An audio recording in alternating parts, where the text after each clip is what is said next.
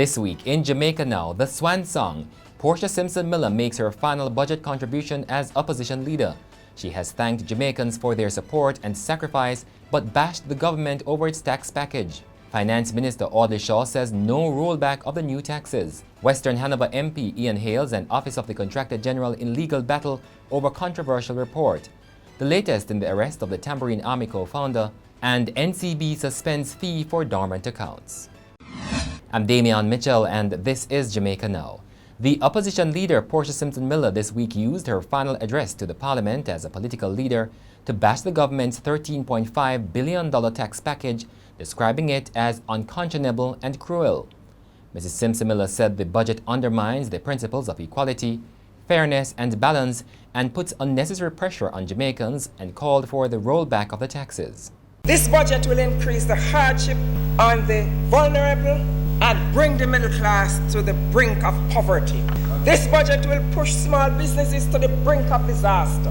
They can't take anymore. Mrs. Simpson Miller asserted that the administration's version of prosperity is a fleeting illusion to be pursued but never attained. And before her broadside on the budget, Mrs. Simpson Miller described the occasion of her final address as bittersweet. She said her heart was overflowing with gratitude and expressed thanks to Jamaicans at home and abroad for their love and support. Mr. Speaker, what a political life I have had. I've seen the good, the bad, the happy and the sad. But above all, I have had an incredible journey of service to my beloved people and the country. Mrs. Simpson Miller will step down on April 2 as opposition leader to allow for the assent of Dr. Peter Phillips.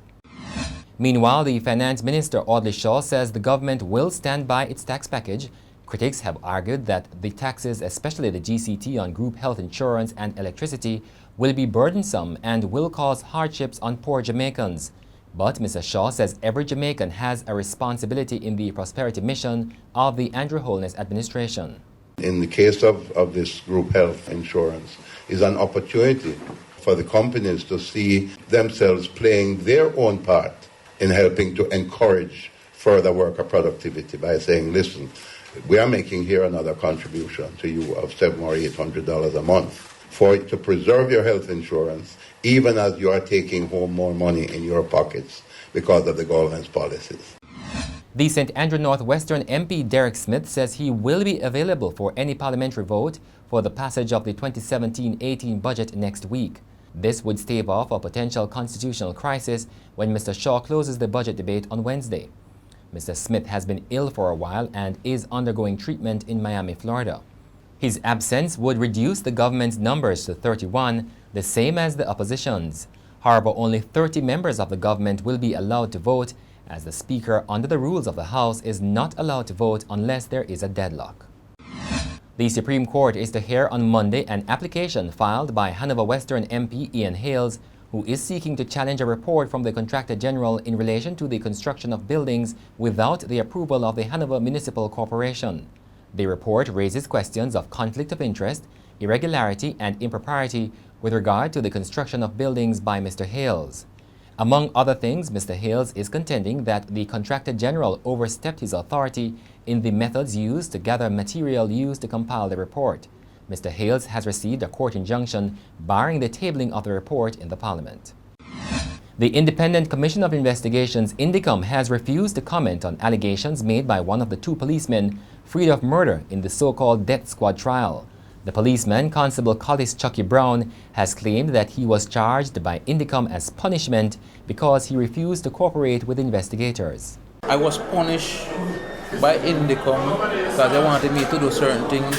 I never did it. Instead, we ended up in a eruption up by Oak Park camp. They still persisted. On March the 8th, whilst I was at camp, I sat them on and Hamish Campbell came and said, Mr. Brown, you're not working with us, so we're going to send you down to Horizon, believing that I would have cried or fret to me go Horizon. Brown and Corporal Rowan Morrison were found not guilty of murder and wounding with intent by a 7-member jury in the Home Circuit Court on Wednesday after a near 5-week trial for the 2010 murder of 20-year-old Fabian Dinell and the injury of another man.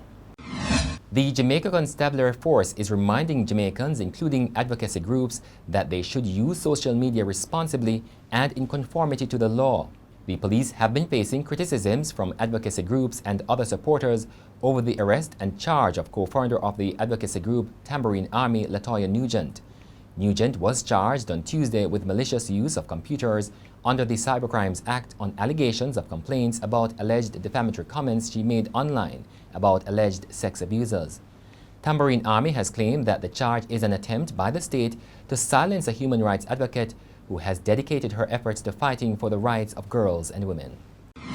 The St. Catherine South MP Fitz says he is taking steps to bring a class action suit against deposit-taking institutions for breaching the law in charging fees for dormant accounts. There has been renewed public outcry in recent months about fees charged by financial institutions. Mr. Jackson's disclosure comes amid an announcement this week by the National Commercial Bank that it has indefinitely suspended the $450 fee for dormant accounts. And that's it for this edition of Jamaica Now, your weekly review of the big news stories.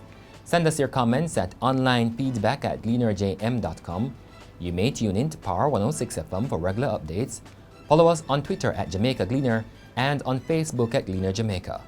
I'm Damian Mitchell, and before we go, more from Portia Simpson Miller in her final address to Parliament as a political leader.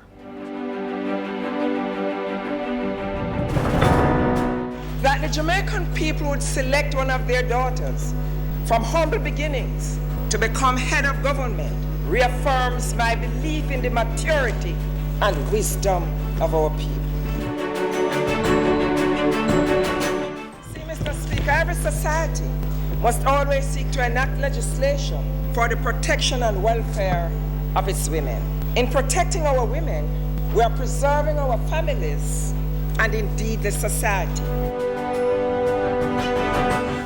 Like just about every other professional endeavor, women in politics have had to work 3 times as hard as men to get the same recognition. So we have to stop it. And women, just look at me. When they joke with me, I deal with them case.